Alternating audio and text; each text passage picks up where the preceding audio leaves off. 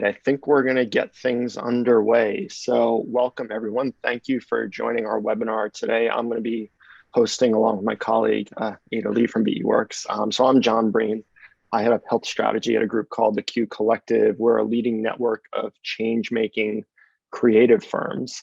And when Ada and I caught up and we're talking a bit about this topic for today, loneliness and social connection, this is an area that Q is beginning to really dig into and examine and explore because it is such an important topic across so many different areas. So the focus of today, how can workplaces better encourage social connection and belonging? I think we all know that employees are feeling lonelier now more than ever. And with the shift to hybrid work, the rapid adoption of digital communications, a global pandemic, employees are reporting record-breaking levels of loneliness. And what we want to talk about today is what does this mean for the future of work? Because research has shown that loneliness can lead to poor performance, reduced productivity, absenteeism, turnover at organizations. And I think one of the things we've seen is that historically, I don't want to say companies have had it easy, but proximity has enabled connection almost by convenience. And now with increasingly global matrix, distributed hybrid workforces, simply increasing face-to-face interactions or just getting back to the office is probably not going to be enough to create strong feelings of connection and belonging among colleagues. So our strong perspective is that companies are going to have to intentionally fuel connection amongst their employee base by design. So how can we tackle this problem of loneliness in the workplace? How can we design a future of work that supports deep and meaningful human connections? In today's session, we want to get into that. We'll discuss the science behind loneliness and how we can use behavioral design to build workplaces that fosters strong social connections and facilitate human belonging. Our hope is that all of you will walk away today with some strategies and action steps for fostering a more connected workplace at your organization. So at a high level, what we're going to be doing, I'm going to turn this over in a moment to Ada Lee from BEworks to walk us through some of BEworks' own thinking and research on the topic. From there, we're going to open up a panel discussion. I'll introduce the rest of our panelists at that time and dig deeper into some of the work that Ada presents, as well as some of their own experiences and work on the topic. So I'm thrilled to actually introduce Ada Lee, who's a vice president of healthcare strategy at BEworks. For those of you that don't know, BEworks is the world's first management consulting firm dedicated to solving business challenges using behavioral sciences. The company illuminates the unseen factors that influence everyday decisions to build life-changing solutions that make people happier, wealthier, healthier, and greener. Ada herself is a seasoned expert in behavior change at BEworks. She oversees engagements primarily in healthcare, and her broad sector expertise and strategic oversight gives her a unique perspective into how organizations can more deeply and accurately understand consumer needs and apply them to their businesses. So I'm excited to turn this over now to Ada, and let's hear what she has to say and what BEworks has been up to around this topic of loneliness and connection in the workplace. Thank you, John. And just to confirm, John, you can see my screen well? It looks great. Go fire away. Thank you. All right, so the plan for today is that for the next 20 minutes or so, I'll be sharing some thought starters on, what is the psychology behind human connections? After this short presentation, we will dive into our panel discussion with my colleagues here with us today. So with that, let's get started. So by some estimates, the rate of loneliness has more than doubled in the last 10 years. And in general, what we find through research is that a number of factors have been indicated as the source for growing loneliness and social isolation amongst the population. And these things can include, aspects like the increased pace of life that we're all facing, demands from work, commuting, childcare, the rapid growth of technology use, with the internet and streaming media. There's aspects of globalization and the increasing fragmentation of communities. And the general shift, I think that was brought on from the pandemic, the shift from engagement in communities and group hobbies to more solitary activities. And of course, within the workplace itself, we know that employees are reporting record-breaking levels of loneliness more than ever. And a part of the reason might be this shift to more hybrid work and the rapid adoption of digital communications within the workplace itself. And depending on what research you're looking at, the numbers can be quite staggering. So just last year, EY conducted a global survey where they found that 82% of employees in organizations around the world felt lonely at work, and nearly half of those people experienced loneliness more than before the pandemic itself. And you can find a lot of these employee stories all over the internet. And here's just one of many quotes illustrating how deeply troubling it is. So it was an average morning. I was up at 7, helped the kids get their breakfast and hustle them into being ready for school. They left. I went back upstairs to get dressed for work, but that's not what I did. I got back into bed and lay there for another hour staring at the ceiling. I did it because I'm lonely at work. I'm a different generation to my immediate colleagues. I'm their manager. They don't want to hear about my troubles. There's no one at the place where I spend much of my waking life to whom I can turn when I want to confide my fears, to moan about the upper echelons, to worry away about what's happening at home. So this is just one of many stories, but what it illustrates is that loneliness has implications for people's well-being and performance at work. And we know that people who are lonely and disengaged at work tend to deliver far less discretionary effort than people who have a support system or a go-to person. So imagine this, right? You walk into the office every morning and you can either think to yourself, I'm pumped about being here, I'm going to get so much done, or you can think to yourself, ugh, how quickly can 5 o'clock come? And of course, as business leaders, we would hope that our people are feeling pumped. And as employees, we too also want to feel excited and energized by our work. But the sad reality is that more than half of employees who left their job in the past 6 months didn't feel valued by their organization or manager or coworkers, and generally they lacked a sense of belonging at their workplace. And what's really interesting to me is that it looks like business leaders know this. So more than half of executives believe that their employees would seriously quit and leave for a job where they feel more connected to their teammates. So lots of numbers, but in general, in brief, basically research shows that loneliness can lead to a lot of problems, from poor performance to reduced productivity, absenteeism, and turnover. So addressing loneliness at the workplace matters a lot because loneliness hurts in more ways than one. So you get the point. It's a big problem and we need to address it now. So where do we start?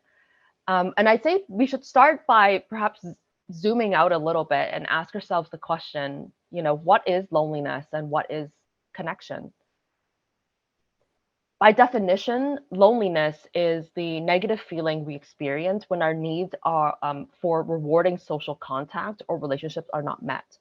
So when we feel lonely, there tends to be a mismatch between the quality or quantity of social interactions that we currently have versus ones that we desire. So loneliness is basically felt when social goods are not available or they're not met. And examples of social goods could be things like, feeling liked, being understood, feeling appreciated or valued, or feeling supported. On the flip side, there are a lot of ways to create connection, but essentially all of them involve being authentically seen, appreciated, cared for, or valued as a person.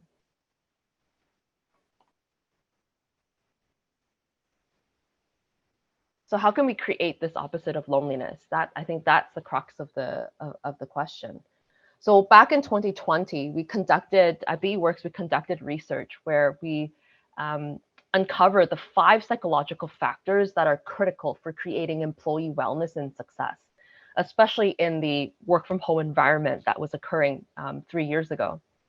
And what we found is that connection is an important factor, where it was defined as the availability of designated downtime and other workplace features that allowed employees to overcome isolation and social disconnection. And what I think is noteworthy here is that connection as a factor exists in conjunction with other factors as well, such as psychological safety and creativity. And I'm sure we'll come back to this topic later.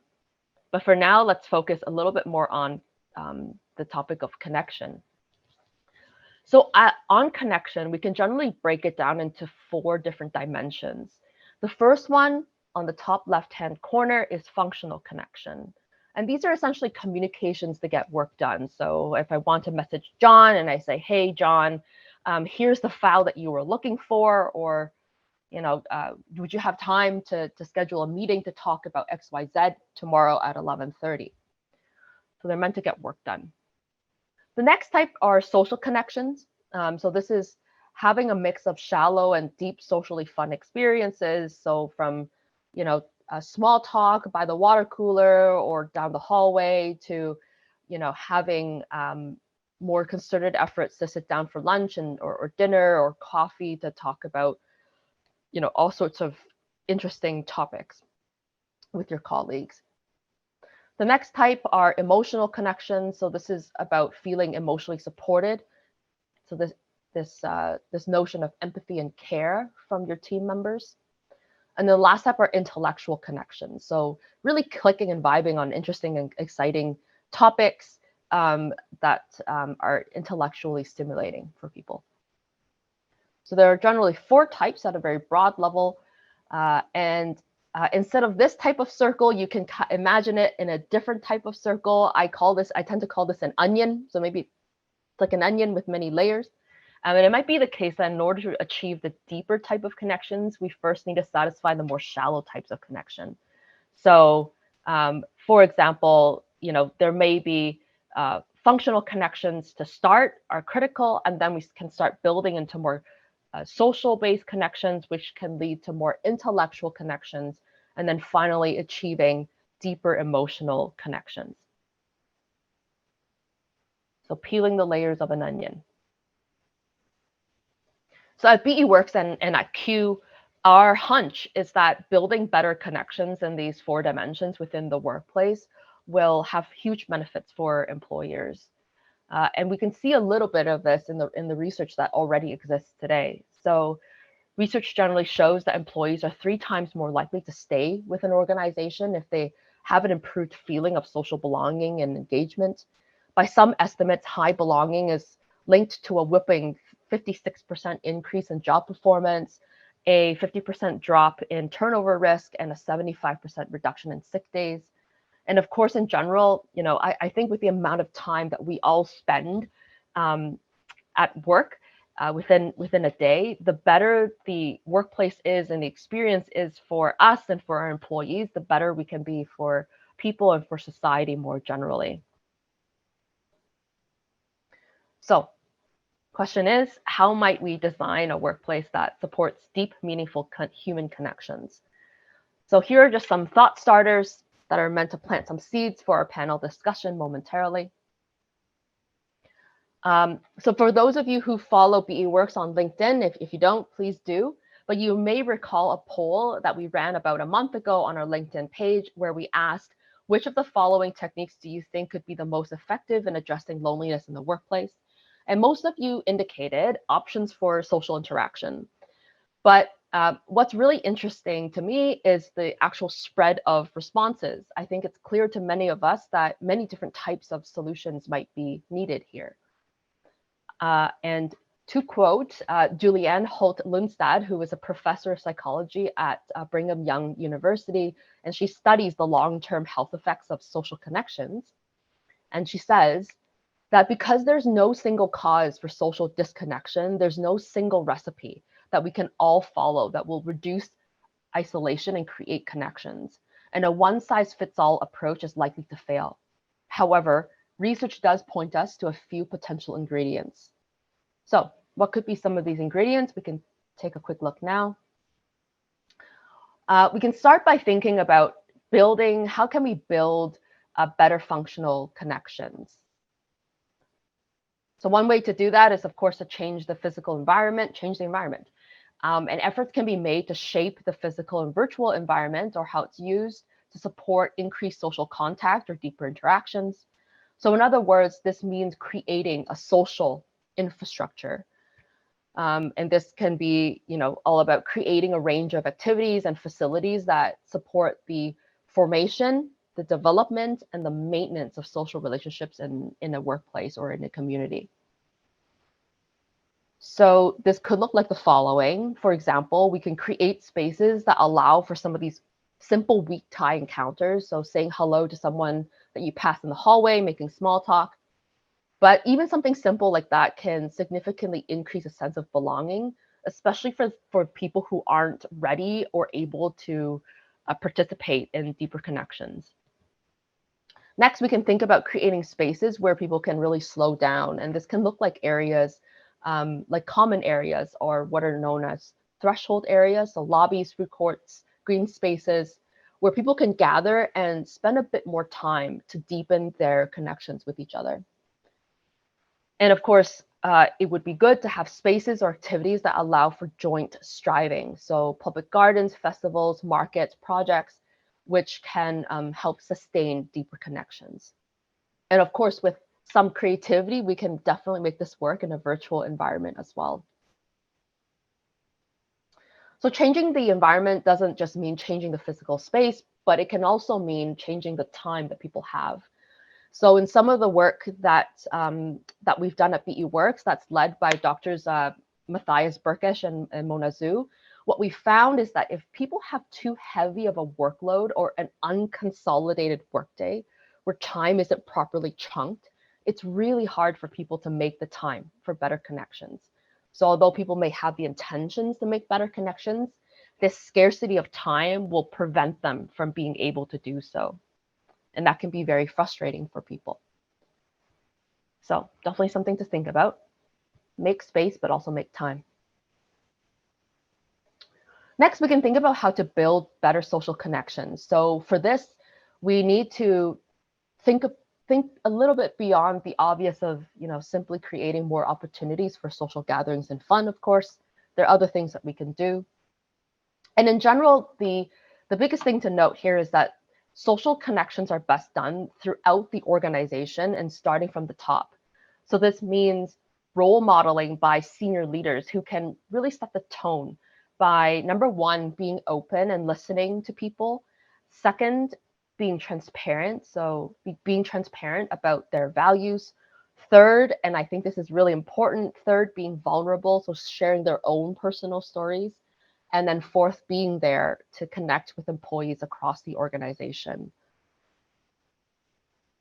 Now, this leadership tone that's been, set at the top can be further carried out by managers. So managers can help further create the culture of connection by primarily three ways. And there may be more ways than this, but one, connecting to people's achievements. So showing appreciation and praising people's work, and publicly crediting people for their contributions. Second, connecting to people's growth. So providing honest feedback regularly and responding to people's concerns and empowering them to make their own decisions. And then third, connecting to people personally. So checking in and listening. And the hope is that all of this is really felt by the employees, right? And it's further modeled by the employees. And generally, the goal is that, at the employee level, that there would be greater disclosure, there's greater psychological safety, there's greater willingness to risk take, and having more open and honest communication between peers. And critically, there's a permission for fun, which could involve, peers and coworkers feeling comfortable enough to share personal information and goals and experiences. And this happens on a repeat, regular basis. In the third layer, we can look into how to build better intellectual connections. And what's critical here is that better intellectual connections need to be grounded in people having better psychological safety to share their ideas and thoughts and knowing how and when to act. So in general, psychological safety, as many of you may know, is the perception that a given environment is conducive to interpersonal risk taking. So knowing what you can do, what you cannot do, what you can say, what you cannot say, and knowing what the expectations are of you, and then being able to predict what the outcomes would be if you violated those expectations. And this is something that my colleagues at BEworks, Dr. Shelby Sutherland and Monazoo, spent a lot of time thinking about. And at Q, our hunch is that psychological safety will foster better interdependence and collaboration between team members. And what's noteworthy here is that working in parallel or merely passing the baton from one teammate to another is kind of unlikely to create as many opportunities for true connection compared to more integrated forms of collaboration. So the design of work should support high levels of interactivity and the regular exchange of resources and thought partnership. And lastly, we cannot discount the need for encouraging and rewarding creativity. And it doesn't have to be monetary. It can, the reward can really be about appreciation and showing gratitude for it. Last one is looking into how to build better emotional connections. So in a recent study published earlier this year, what the research finds is that social sharing of emotions is very impactful because it can reduce job burnout by helping people make sense of their work situations and reinforcing relationships with each other. So it gives people greater meaning of work, which can lead to decreased job burnout. And what we know is that burnout is typically characterized by three dimensions. The first one is emotional exhaustion. The second one is cynicism. And the third is low feelings of personal achievement and accomplishment. So this social sharing of emotions, as it turns out, can be extremely beneficial and can have protective effects for organizations and employees against burnout. So the question is, of course, well, how can we build the level of psychological safety required so that people are willing to socially share their emotions? So the last thought starter that I'll end here with is, well, when we think about establishing connections within a workplace, we need to think about it as across the entire employee journey, from the time that they're recruited to the time that they exit. So what we may find is that different types of connection will be more important and beneficial at different stages of the employee journey. So as an example, functional connections might be the most important to build at the outset of an employee's journey. So starting at the outside of the onion. And then as the employee is better integrated and within their teams, and they're developing, they're on their journey to growth, we may find that we need to go in deeper into the layers of the onion and focus on building stronger social connections, followed by intellectual ones, and then lastly, emotional connections. Now, as employees exit the organization, we may want to shift back to more functional connections because you need to do that in order to offboard them and have the proper handovers. But depending on your organization, you may find it desirable to keep social connections with former employees because they may serve as positive referrals, or some of them might even want to return to your company at some point. So social connections may be important to maintain. So with that, I'll end here with the thought starters. For now, I'd like to thank my friend and colleague, Dr. Eric Rote, for some of the thoughts or ideas that were included in this presentation. And that's it from me for now, and back over to you, John. Thanks so much, Ada. A lot to think through and digest there, as always. For folks who are participating, I want to point everyone to the Q&A area. If anyone has questions for what coming out of what Ada presented, or what we're about to discuss with our panel, please be sure to kind of drop them in there, and we'll do our best to address them before our time runs out. But switching gears a little bit, just wanted to introduce our other two panelists quickly before we get into the discussion, building on what Ada just shared with us. First, thrilled to welcome Andy Chern, who's a partner at SYPartners, another member of the Q family. For those of you that don't know who SYPartners is, they're a consulting firm that helps leaders create purpose-driven growth for their organizations by building their capability to transform. So since joining SYPartners more than a decade ago, Andy has led work with organizations such as IBM, Coach, NBC Universal, Johnson & Johnson, CVS Health, to name a few.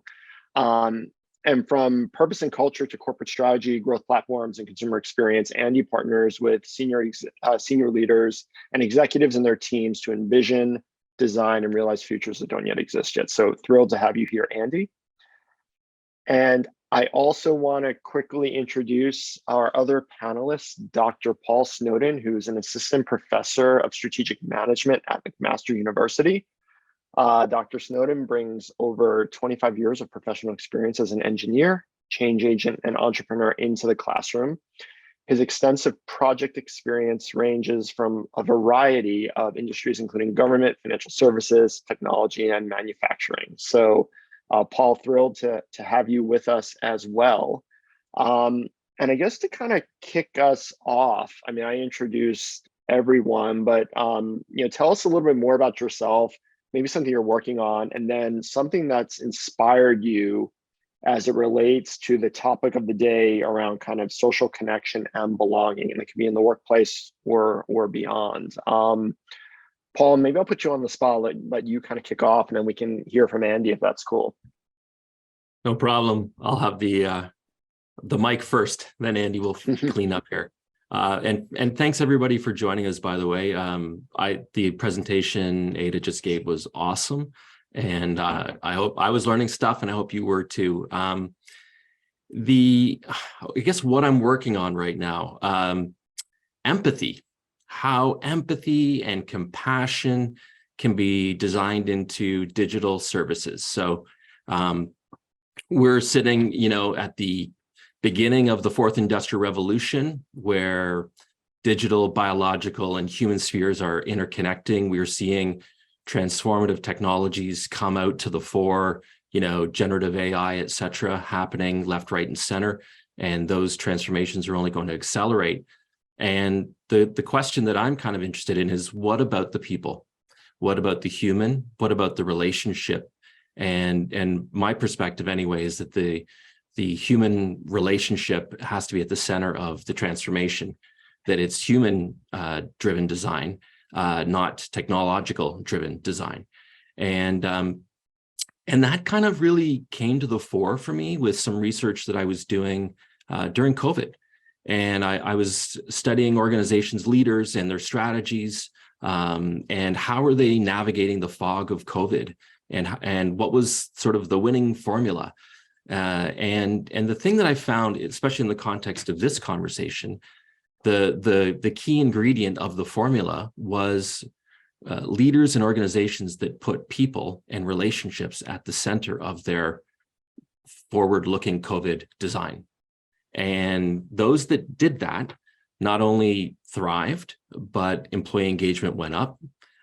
Those that didn't, some survived, some didn't. Employee engagement went through the floor, and the very people, the very things that they needed to come out of COVID, which was their people, the people that were left weren't the people that wanted to be there.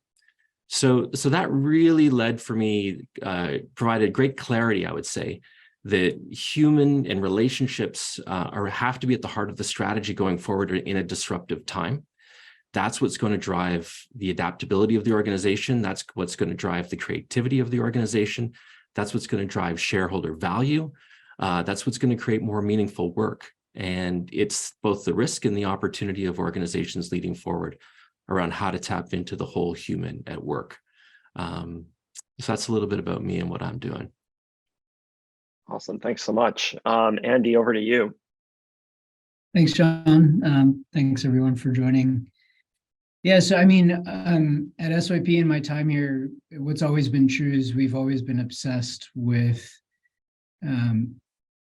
unearthing the people problem that inevitably always accompanies the business problem, and most folks focus on the business problem, and whether it's the cliche of strategy, culture eats strategy for breakfast, or just the acknowledgement that at the end of the day, people drive change, not documents. That's been the focus. And so, the pandemic, all the forces at play have really illuminated a number of things. And I as of late, I've been focused in both healthcare, but also education. And it's been really fascinating to see the repercussions of the trends that Ada alluded to of increased loneliness, where I would argue in retail health, there were not terribly high performing cultures and organizations, and yet the pandemic drove them to actually, in a lot of ways, a higher degree of performance, whereas others that were high functioning have been really disabled and even handicapped in this moment. And it's been fascinating to understand why. And to the types of connections that Ada alluded to, it's been interesting in which functional and the social connections in, say, retail health have always been the strongest, and the intellectual and the emotional with CVS have always been the weakest. And it's the pandemic forced the intellectual and emotional connection and rallied.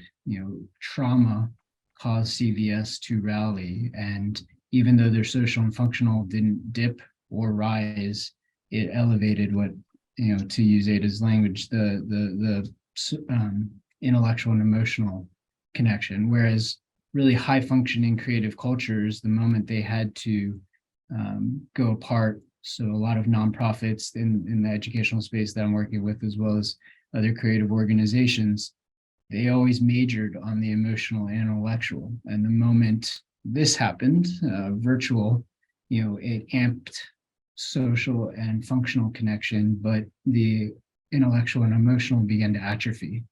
And it just began to shine a light on how much more intentional we have to be. And that's a pattern across my work, a bunch of my colleagues' work, is this recognition of what we took for granted in the informal way of being together pre-pandemic in a lot of ways, if we major on the hybrid virtual piece versus formal. And this idea of, I like to talk about it as withdrawals and deposits. And, when we were always together, you were constantly making deposits just by the time, the coffee chat, the other things. Now that's missing. And so you're heavy on withdrawals, and the types of things you're depositing are on the functional social side.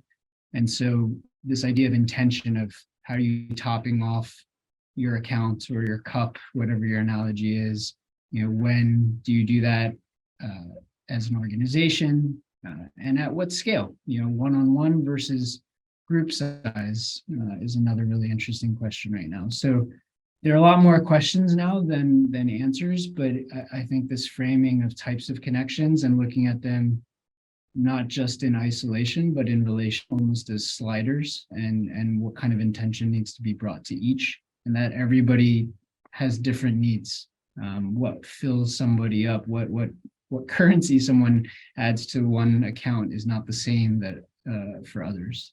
And that's been a real design challenge in the moment.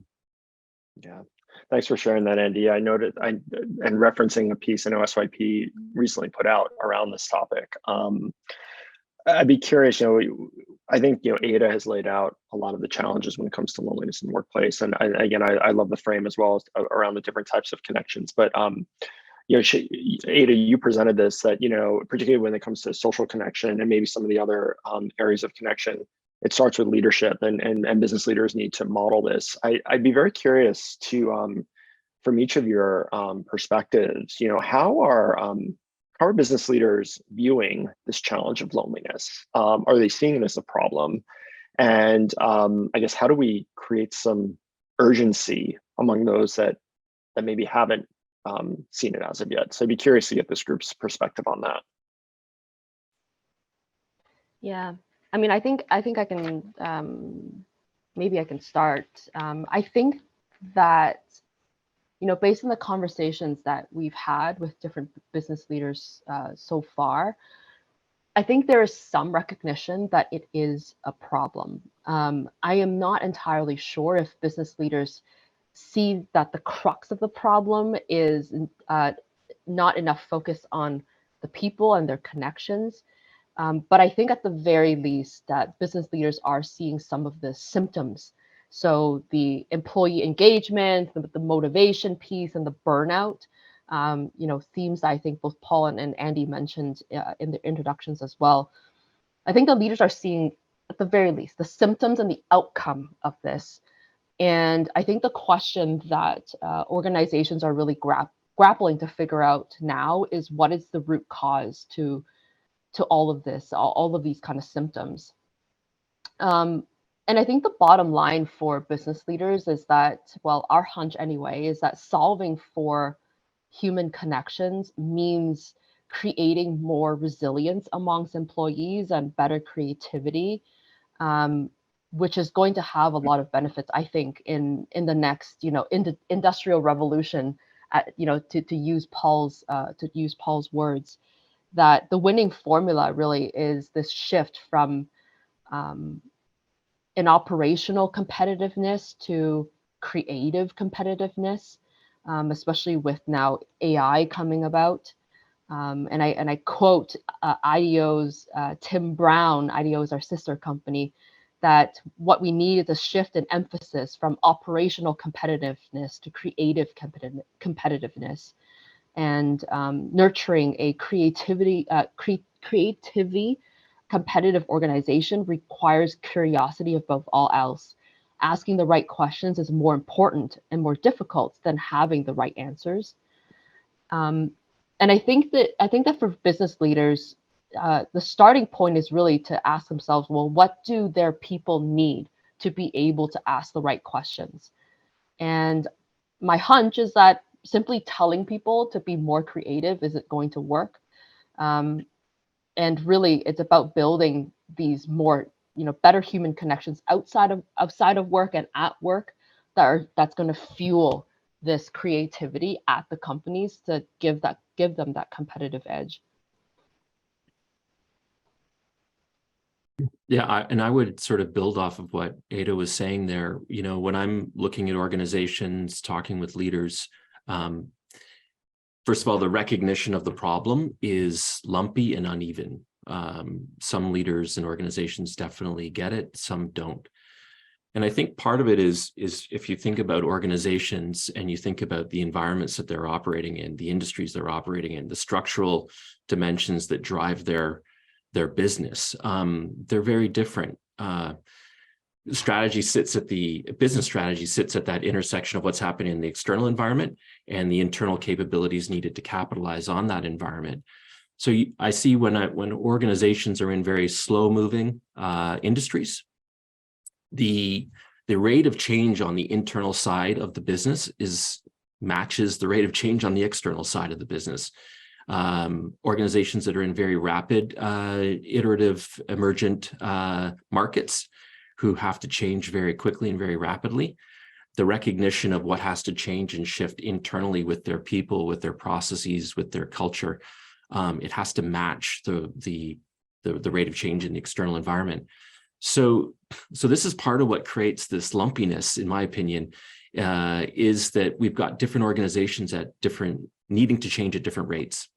And then within the context of how does a business evolve its strategy, the leaders that are really getting it right are recognizing that their business strategy needs to be enabled by their people. And then they start to look at the capability gap that sits within their people. And it might be capability gaps from a creativity perspective. It might be capability gaps in terms of technical skills in order to operate in this new environment. It might be capability gaps in terms of partnerships and relationships with markets that they need to tap into. But the rate at which they recognize a capability gap, a skill gap and a capability gap inside the organization is the catalyst for this transformation. And so those leaders that are moving quicker on this and capitalizing on it usually see things where the employee attrition and the performance gaps are hurting their ability to drive a business outcome. And once they start to recognize that it's a strategic blocker, then they become very serious about it. Up until that point, until it actually inhibits the strategic performance of the firm, it really requires an enlightened and engaged senior leader to champion this thing internally, to set some ambitious goals around how they might perform differently in the future. But we saw, and we've seen with COVID, that when that demonstrable threat to the business is alive and well, the business can adapt.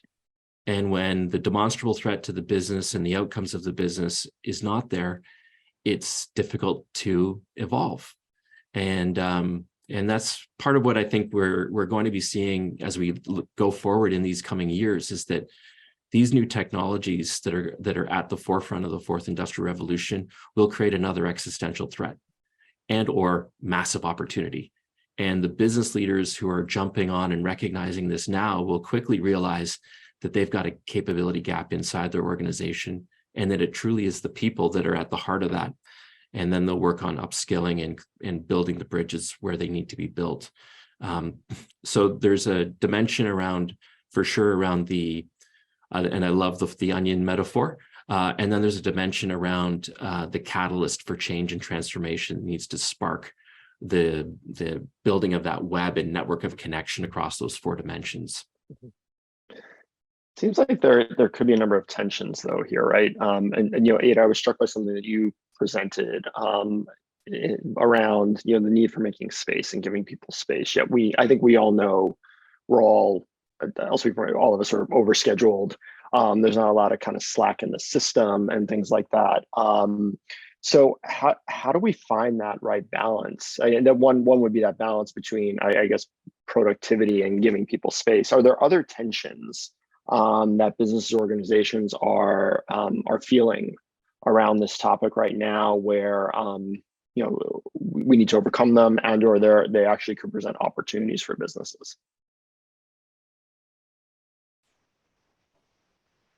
Yeah, I think another tension that that I had jotted down, you know, as Paul was speaking, is this tension between quantity versus and quality of connections.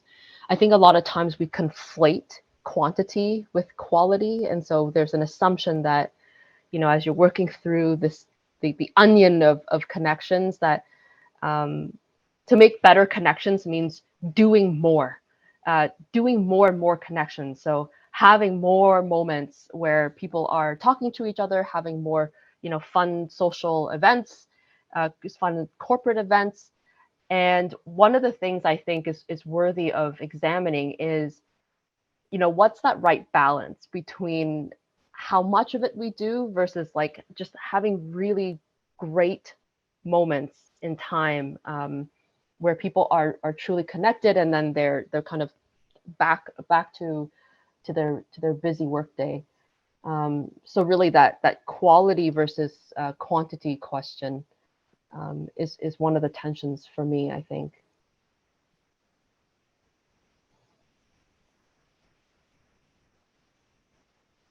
Any other thoughts? I think. Oh, go ahead. Oh, I'm sorry, John. I was just going to offer that one of the tensions that for sure I see is this desire for innovation versus stability, the desire for change and movement towards something, and the versus the predictability of the status quo, and that balance between those two things is very very key. The other one that I see very much, it's within a power dynamic that sits within the organization, is, you know, the power or the desire to empower and to have creativity unleashed versus the desire to control and to manage. And these are also very much at the center of the reimagining of these relationships, is a reimagining actually of power dynamics within the organization as well, between leaders and their team. this is another one. Those two ones are significant for me. Excellent. I was going to say, we actually have a few very good questions from the audience that I thought maybe we can at least get into one or two of them and then circle back on some of the things we had prepared. One I think is really interesting. It was a question that came up, interested in this group and suggestions, how to increase these connections, these types of connections in more of a fully remote organization. And if this group has any thoughts on kind of creating bonds or stronger bonds in companies that have gone kind of fully remote. So throw that one to the group, see if any of you have any thoughts on it.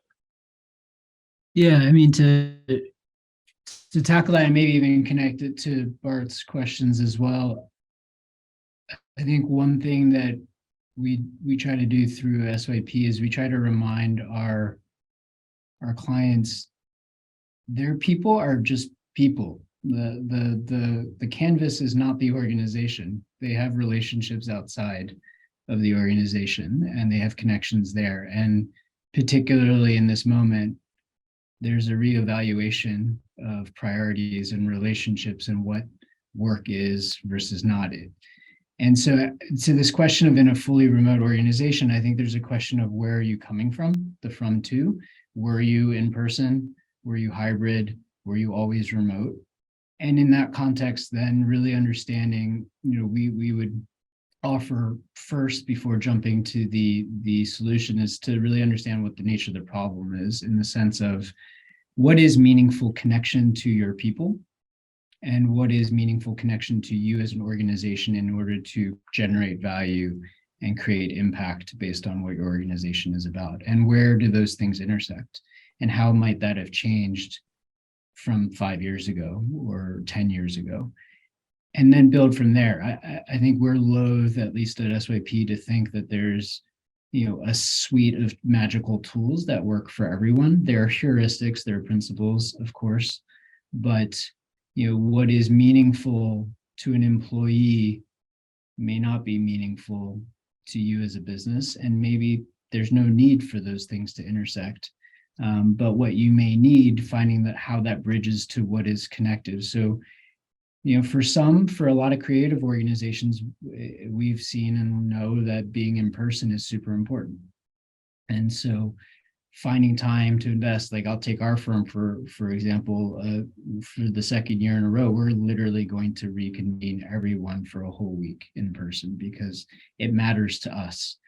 But I know Coinbase and BetterUp and a lot of other organizations and other clients we have, they could do that and it wouldn't do anything for them because that's just not what's meaningful to their people and what their organization needs to function. So it's not it could be small things. It could be about, using a coffee bot to randomly pair people and just have people spend one-on-one time. It could be bringing people together. It could be how teams convene in the morning to just put intention around moments that were lost. So it could be a question of like, is this a deficit? And you're trying to refill and recreate ways of connection that were lost versus a more generative one where you're looking to increase and create connection in new ways. And I connect that to Bart's questions, just to elaborate one step further of, and Ada would be really well positioned to speak to the science of it, but I think the question of just using language or practices like pro-social activities and such like that, there's a real risk there of a say-do gap. We see this in CVS, we see this in J&J, we see this a lot in large organizations where you can espouse and you can do the grand gestures. You can go buy the bouquet of flowers and hope that smooths things over. But if the day-to-day reality is contrary, it doesn't matter whether it's hybrid, whether it's virtual, whether it's in person. And so, saying family creates a set of expectations. And if you can't deliver on those expectations, that's a problem. Doing fun, I was working with an insurer and they wanted to do an ice cream social. And we had to really bring the employee voice back to the executive office to say, like, that's going to be so disconnected from what people really need and want in this moment. And in fact, you're going to be greatly harming yourselves in this moment by showing how disconnected you are from where you are. One last example, as you may or may not know, CVS has been making a strong push to provide more care, not just retail transactions. And the two things we had to help illuminate for them were, if you want your people to care for your customers and patients, they need to feel cared for. Doesn't matter how much you throw things at them, if they don't feel cared for, that is fundamentally going to affect them. The second is just a understanding of what does care look like, and care in that sense for CVS was, do you actually understand the lived experience of your people? So CVS in a lot of ways is a logistical company. They are a high functioning operational company. And they deeply believe that their people have enough time to do their job. And on paper, that's true. It took us going to 40 stores, photo documenting, interviewing, recording, to play back and show how literally, as summed up by someone on my team, she did a lovely job of describing this, that you've literally designed all your workflows to work within time, where the customer and patient are the interruption. So by serving the customer and patient, you're disrupting your own workflow and then sending the signal to your people that flow is more important than the people you're supposed to be caring for. So I think it's these things in terms of, gestural things have to be really backed by substance. And sometimes that's really hard to see, especially in large organizations. Mm-hmm. Thanks so much, Andy. You covered a lot of ground there and covered a couple of the questions from the audience.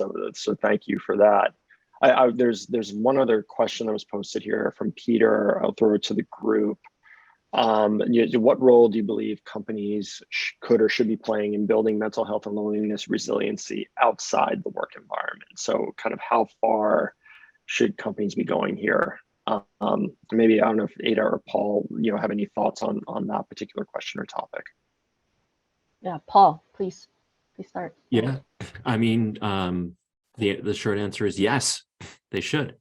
If you think about root cause analysis, and you think about the sources of stress and mental illness, for sure some of it's at work, but also for sure some of it's at home.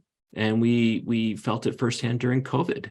The stress that that was faced by individuals having to juggle their kids' education with their work responsibilities, or if you had a ill or aged parent that you were having to take care of, or someone that needed your support, all of a sudden, the kind of stresses that were being placed on individuals, employees, that were not work-related, but were certainly affecting work performance.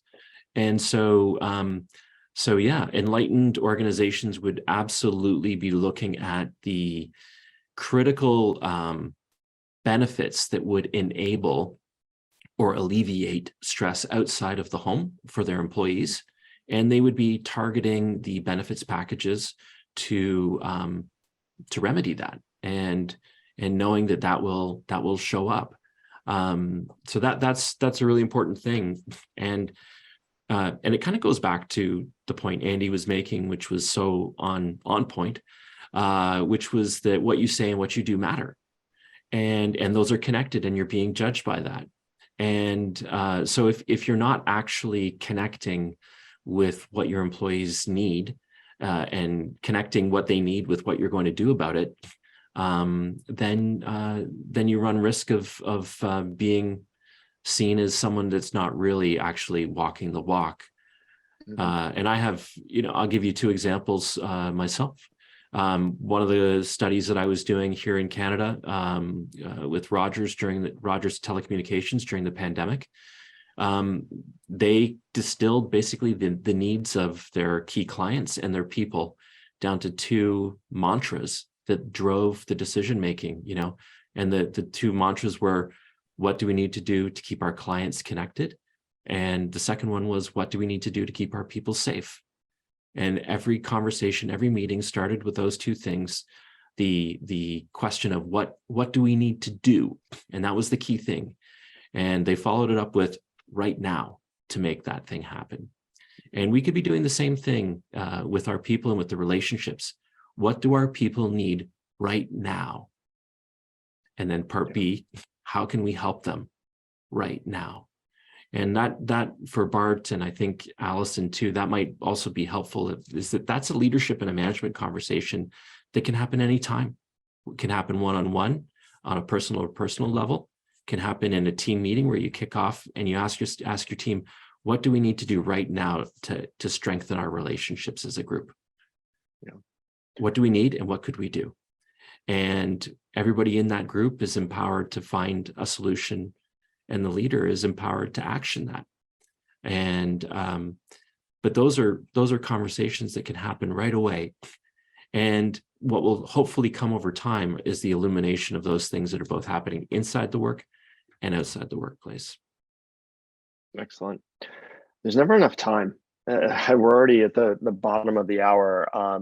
I know Caroline had a question here, and I kind of wanted to, it was our closer actually, which was, what can folks who are listening in today do to start with some substance here? I'm not sure we have time. I don't know if anybody has a kind of quick recommendation, because I know we're already at time, and I know Ada, I want to throw it back to you, but any final thoughts or recommendations for how companies can start to really, creating the conditions for connection among their employees? I mean, I think, Paul, you gave some really pointed recos there in that particular example, but any other final thoughts from this panel?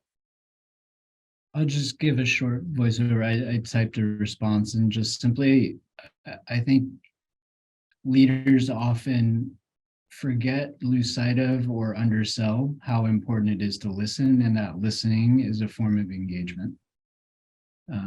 There's such an urge and desire to just act, and I'm still surprised, and I know it, how powerful listening is. And it's both the act of listening in and of itself, but then what it yields. And so, again, if you can't tell, I'm loath to ever prescribe anything. I think the solution lies in the model of the problem, and to understand the problem, you have to really hear your people. And that is, period. Excellent.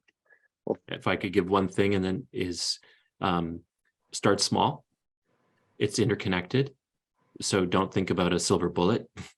We saw from the model that Ada provided, there's 4 levels of connection. Any one of those can be an entry point. Listening is key for sure. And the suggestion I would give for folks is, for leaders out there, is ask yourself 1 or 2 questions. Which team can you not afford to fail? Start there. Or which team, if you elevated their performance significantly, would make the most impact to your business? Start there. So don't try and boil the ocean. Start small. Pick one team. Pick a team that will make an impact, and through your actions and your words, do something. Amazing advice. Well, thank all 3 of you for all the insights you provided in the discussion. I know we're over, so I'm going to throw it back over to Ada for her final thoughts and to wrap us up.